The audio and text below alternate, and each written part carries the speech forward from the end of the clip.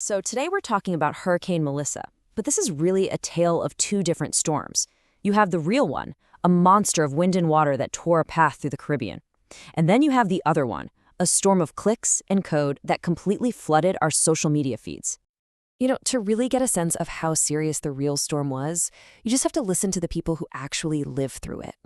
This is what one resident in Jamaica, Jennifer Small, said. And her words, they just perfectly capture the shock and the unbelievable, unprecedented power of this thing.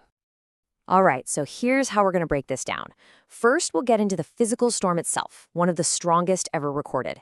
Then we'll look at the devastating human cost. After that, we're going to dive into the digital storm, all the misinformation that popped up. And finally, we'll give you some solid tips on how to spot the fakes for yourself. Okay, so first things first, the real Hurricane Melissa. We really need to wrap our heads around the sheer force we're dealing with here, because this was not just another storm. When Melissa slammed into Jamaica, it hit as a Category 5 hurricane. That is the absolute top of the scale. It's the kind of storm where, as one official put it, there is no infrastructure in the region that can withstand that kind of power. The winds, they reached a staggering 185 miles per hour. I mean, to put that in perspective, that speed actually tied the record for the strongest Atlantic storm ever to make landfall. One hurricane scientist just called it a beast of a storm. And yeah, that sounds about right. So after hitting Jamaica on Tuesday morning, the storm just carved this destructive path right across the Caribbean. It did weaken a little bit before hitting Cuba and then moving on to the Bahamas, but it affected millions of people over several absolutely terrifying days. Now, all that unbelievable power we were just talking about, well, it translated into very real and very tragic consequences for the people on the ground. The human toll was immediate and just heartbreaking. In Haiti, officials reported at least 25 people lost their lives.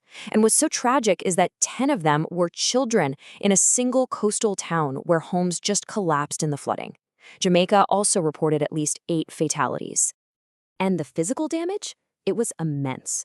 We're talking roofs torn clean off of homes, landslides that cut off entire communities. And get this, at one point, over 3/4 of Jamaica was completely without power. In Cuba, almost 735,000 people had to flee to shelters. The mayor of one town, Black River, said the storm just demolished their local rescue infrastructure. This quote from Reynaldo Sharon, a resident in Santiago de Cuba, it really says it all. As he was walking out into the streets the morning after, this is how he described the night. Just pure hell. But here's where the story takes a turn. Because just as the real storm's winds were starting to die down, a second, totally different kind of hurricane was kicking into high gear all over social media. And this is where things get really wild. Look at the contrast here. On the left, you've got the grim reality. Catastrophic flooding, destroyed buildings, people losing their lives. And on the right, you have what was actually going viral.